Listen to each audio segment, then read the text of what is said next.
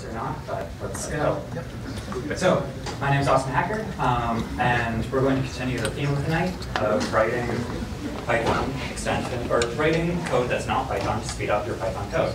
However, we're not going to focus on C like the other talk. Instead, we're going to use a different language called Rust.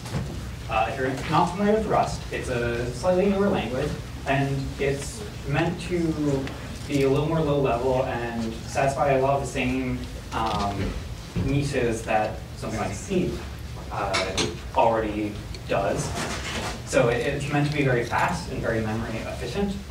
Like C, it does not have a garbage collector. Instead, it requires the actual programmer to manage memory themselves. However, unlike C, this isn't done by allocating and deallocating memory manually, where you can end up with memory leaks. Instead, it has a different system called borrowing.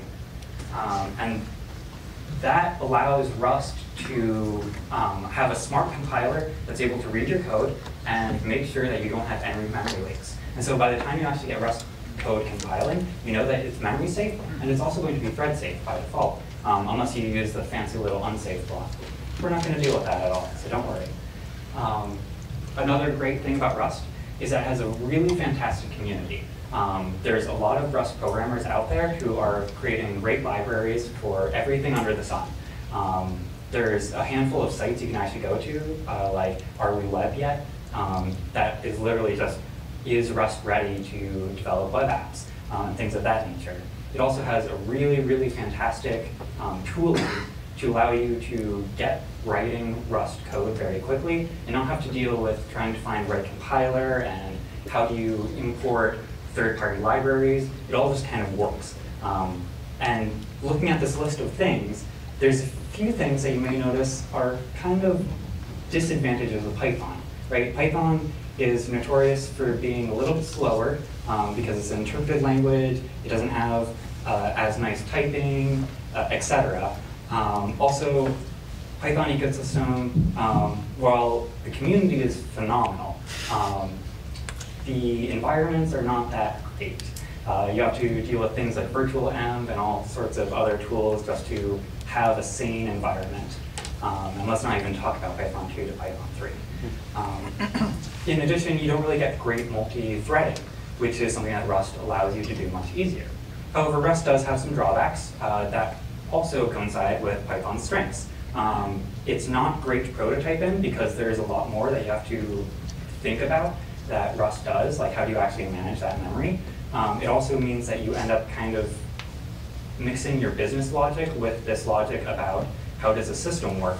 And so it's not always as clean as Python. So what if we could kind of get the best of both worlds? What if we could combine our Rust and our Python into one super language? And so that's the idea of this talk. So a few things before we get started. What this talk is going to go over is how to build Python extensions with Rust. And we're going to go over how you would actually go write that yourself. We're not going to talk too much about what's happening under the hood. We're not going to be comparing different libraries. We're just going to focus on one that does the job very well. And we're also not going to talk too much about how you write Rust or what the Rust borrowing system is, because that could be a whole talk in of itself. After we go over Pyo3, which is that library that I mentioned, we're going to do a quick live demo showing what that looks like in action, and then we're going to do a quick wrap-up to go over what we had just talked about. So first of all, let's talk about Pyo3. Pyo3 is a Rust library, so we're writing Rust code again, and we're going to expose it to Python. This is providing those bindings that we need to allow Python to know what our code's doing. If you remember Dan's presentation, the last option he talked about was using the CFFI. That's what Pyo3 is going to be using. We're going to be compiling our Rust code to a .so file that Python's going to be able to understand. So luckily he gave you a little bit of background on that, so I don't have to. Now what we're going to actually write in Rust is going to look something like this. This is a simple hello world function in Rust. Don't worry too much about the syntax. But we can take this and then write actual Python. So this is all running in a Jupyter notebook, so this is all live. And we import our hello world function, and we run it as if it was a Python function, and it works. It spits out hello world. OK. Before we get into talking about all this PyFunction stuff here, let's start with the fundamental building block of Python, which is the module. We have to specify an actual module that we want to create with Py03, which is we're going to do as a function. So we've defined our function right here, which we're going to call drdemo. And we have to do a little bit of boilerplate to create this module. So the first thing we have up here is this PyModule thing that looks kind of like a comment. But in Rust, this is not a comment. This is actually a fancy little thing that's like a decorator. It's a little more sophisticated than that, but it's going to function very similarly to a Python decorator.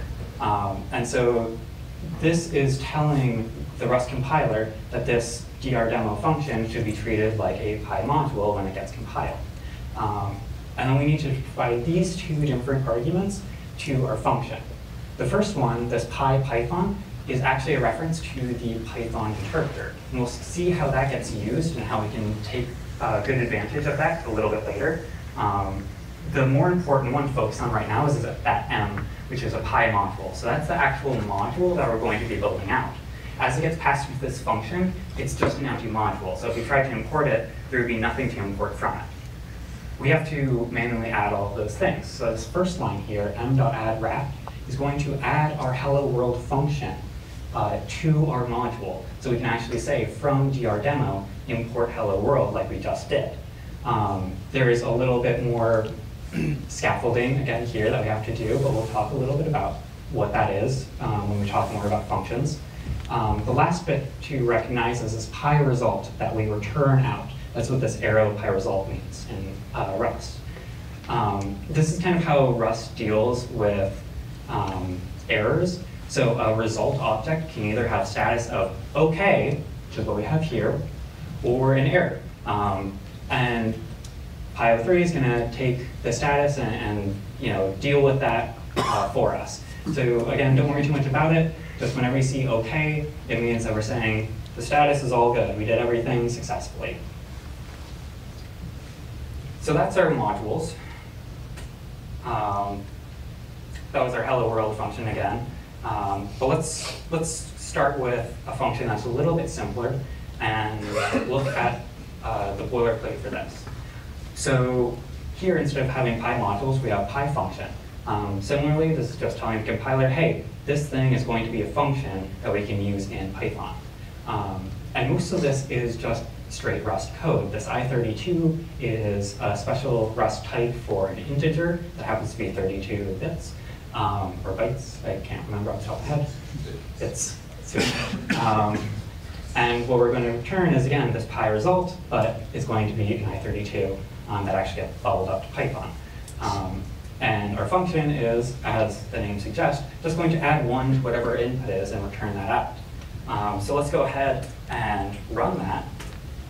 And 1 plus 1 is 2. As long as we're living in a sane world, our function worked properly. And you can notice that the types we're using here are all just Rust. But Py03 does all the bindings for us to make those Rust ints turn into Python ints. So we don't have to deal with any of that ourselves. What would happen if we tried to do something that isn't an int? If we try to pass a float, what we see is that gives us a failure because a float object cannot be interpreted as an integer. Py03 doesn't like this. So how do we deal with types that are a little more generic? Because obviously this isn't very Pythonic. We want to be able to treat a number as a number in Python and not worry too much about if it's an int or a float, especially if we're just adding 1 to it. Well, what we can do is we can use a generic Py object. So here, this is a different function that will allow us to take some Python object that's callable and call it. So you can think of it being like a lambda, right? We would just execute the lambda. And so that's what our x is here. and then we're going to return out a generic pi object that is whatever the result of that was. Very simple. So let's go ahead and do that now. And it executed the lambda, which just spits out foo, and so we got back foo. Great. A few things to unwrap here. First of all, you may notice that there's 2 parameters, and we only passed in 1 when we actually called it in Python. That's because, if you remember, we have this Python object that is referenced to the Python interpreter. What's happening is Py03 understands that that's not actually something you would actively use when you call a function in Python. So it removes it from the type signature, but allows us to place it into the function and use that. So in this x.call0pi, what this is saying is call our x, which is a lambda, with the 0 arguments, which is why it's call 0, and pass it to the Python interpreter, so the Python interpreter can actually run that lambda. Because the Rust doesn't know how to run this lambda itself. So we have 3 different layers going on. Python, where we actually call function, Rust, where we've defined what call function does, and then Python again, where we use that to hook into calling our callable. It's a little weird, but it gives us a lot more power. And just to demonstrate that, let's try to pass in something that's not callable here.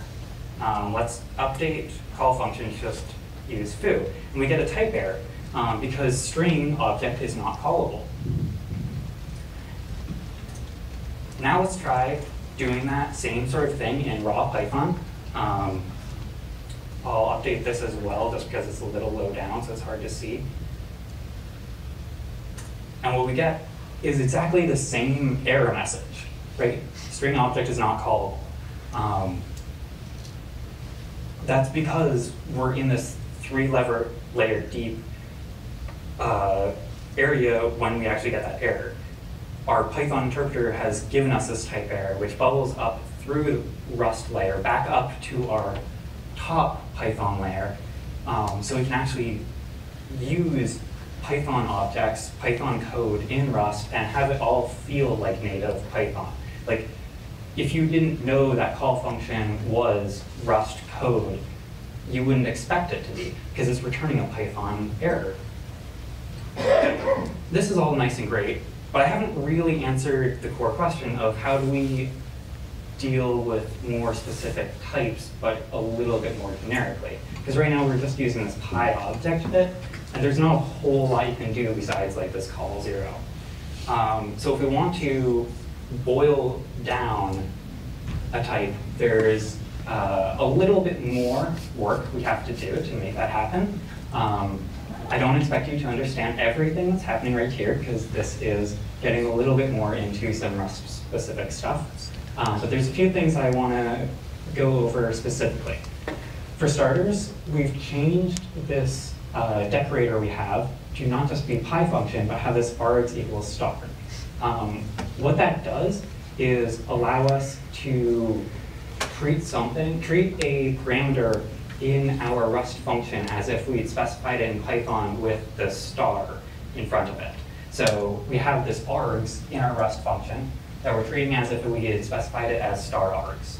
You can do the same sort of thing with quargs, so that's going to give us a lot more power to create more Python definitions.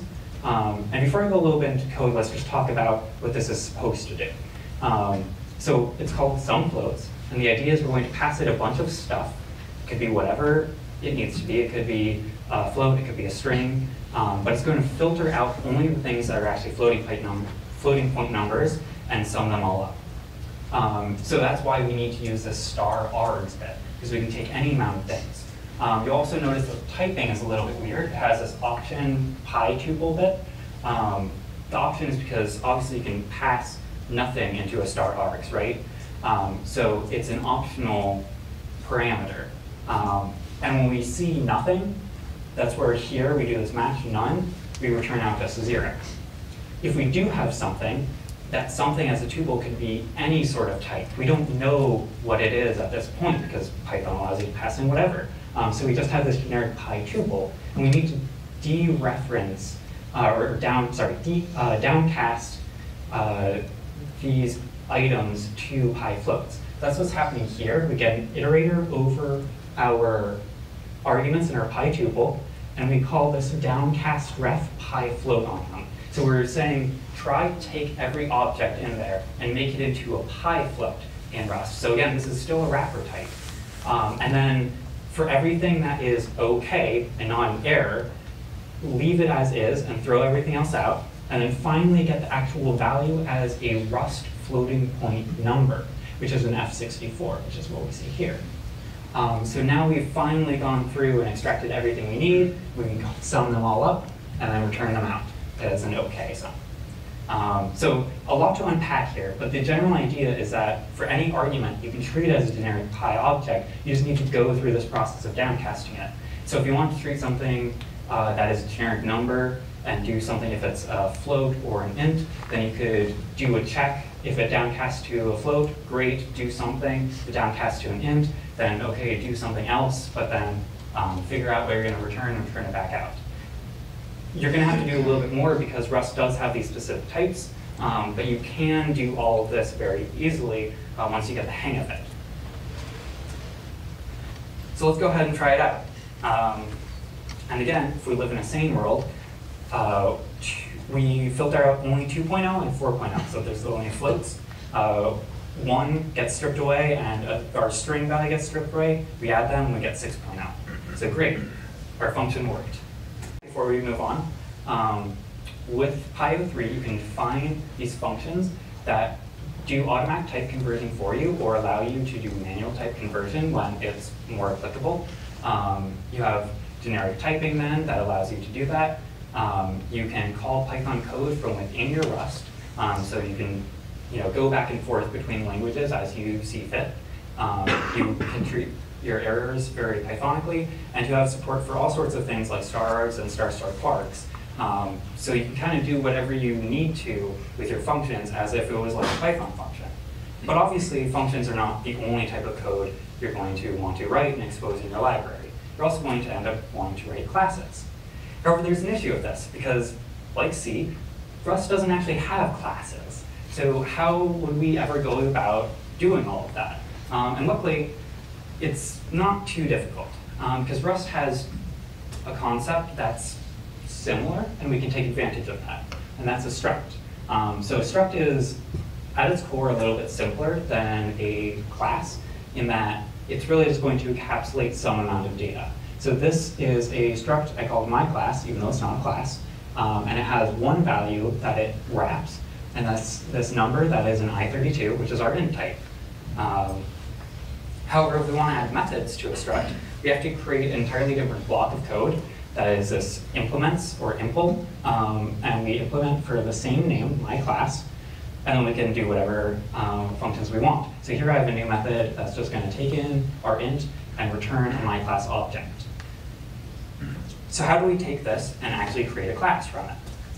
Well, we do it like this. We have, again, a decorator for our struct called PyClass, and then on the implements block, we have a decorator called PyMethods. And so this is going to do a lot of the stuff we need it to do. All of your functions can kind of just be as is, and they'll just work as they get interpreted into Python. However, there are some key decorators you're probably going to want to add to some of your functions, such as new, which will essentially change this new function into an init when you use it in Python. And it needs to have this specific type signature, which has this object that is a PyRaw object, and we use that to initialize our actual class. And this is done because of some of the way that the memory management between Rust and Python is going to work. So there's a lot of questions about that before with C. Here's your answer for Rust. This bit of code is what kind of allows Python to own our object after we create it. Adding the class to our module is also very simple because we don't have to do a whole lot of extra work. If you remember, we had that whole add or act, which the reason why we had to do all of that, by the way, I realized I totally forgot to mention it, is because it's kind of doing like a lot of the conversion stuff for us at that point to create that wrapped function object and add it to the module. Here we just add class and give it this my class reference, and it figures out everything for us. So life is real easy.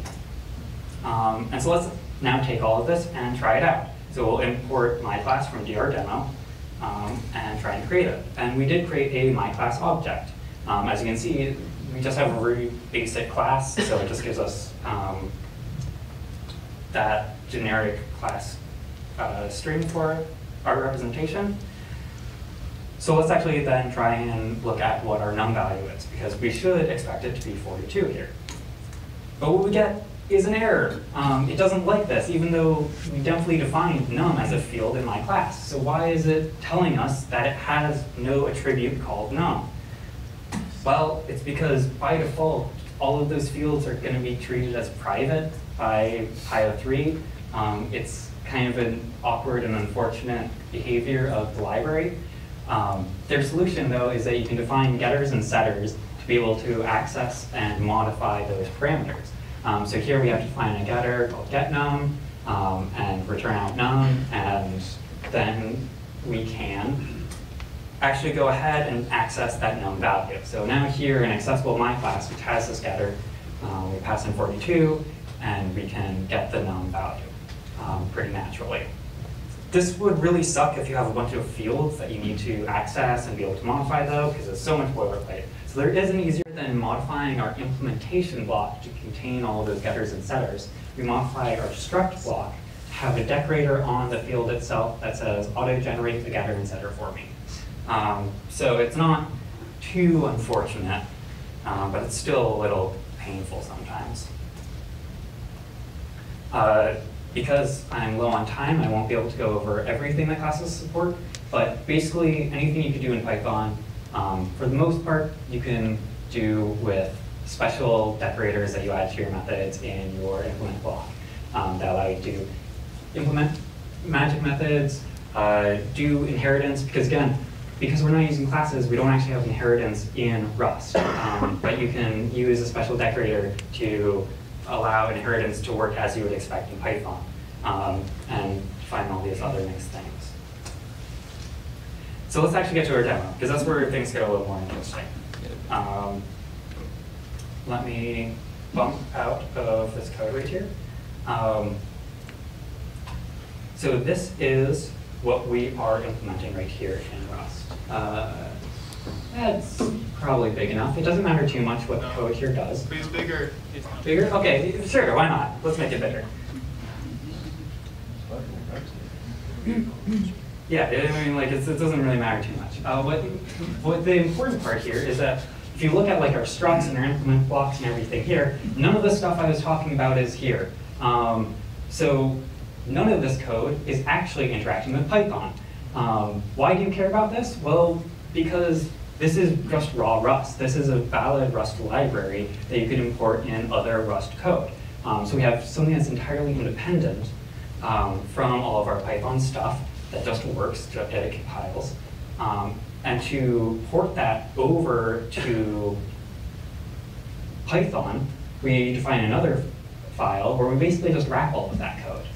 Here's where we have our Py classes, our Py methods, except functions are generally the same. We just have to do some error handling, and we'll see what these things do in just a second. But other than that, we're just calling everything that already exists in Rust code. It is just basic wrappers, and it takes a little bit of time, but it's really easy. So what does our code actually do? Let's bump back over here. The idea of this code is to allow us to look at a directory structure, look at all the files there, and just do essentially a word count on it, but more specifically then be able to parse it and get some information about the words that we have in our code base. So here I have pulled just Apache Avro. We can profile it and then get the 20 most frequent words from the Avro code base. And so here you can see that a lot of this stuff kind of makes sense.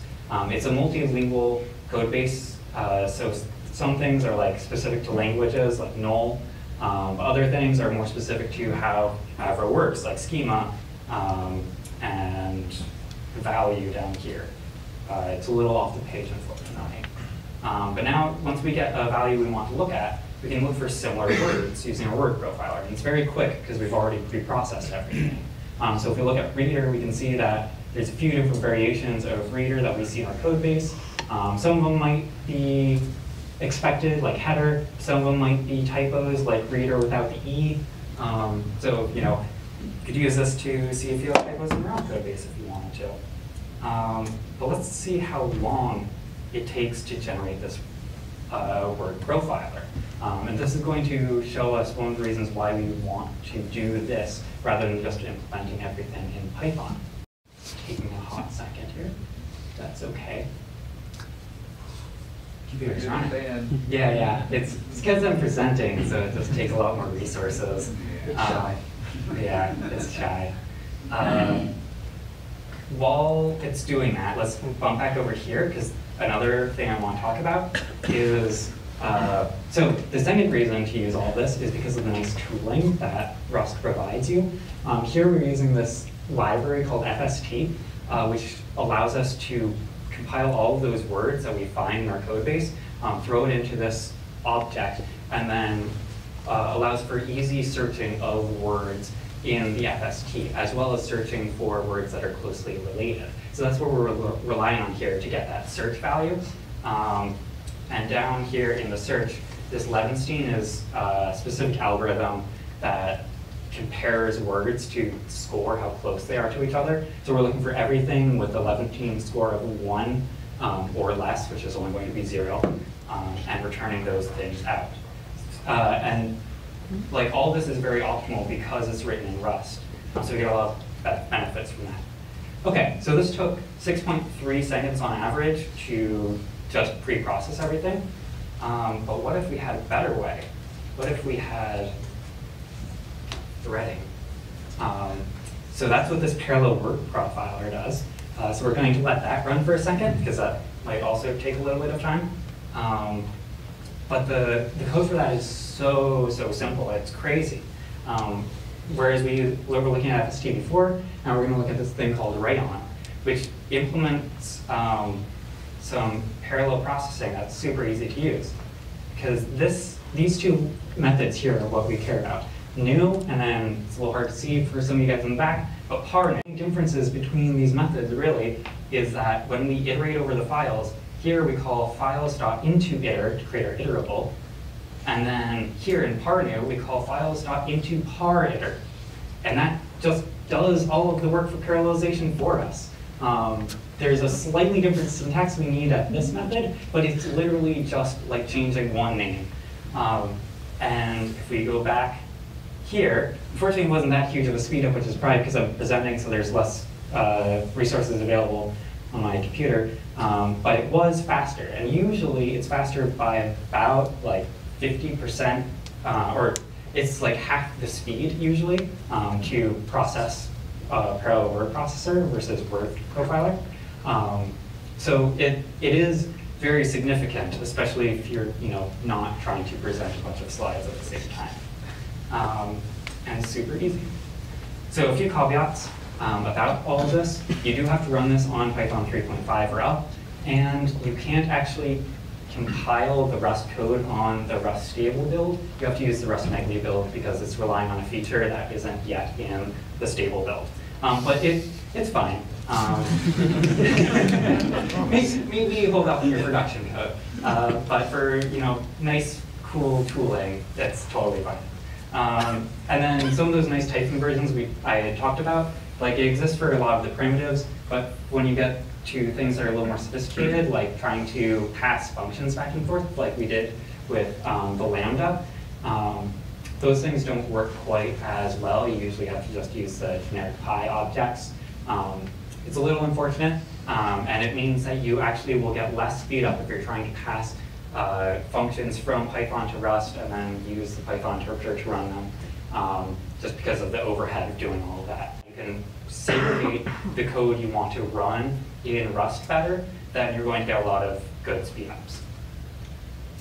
If this interests you at all and you want to learn a little bit more, these are a few good resources I recommend. The Rust programming language is a free online resource that gives you essentially big old tutorial about Rust, teaches you everything you need to know about it. It's really awesome.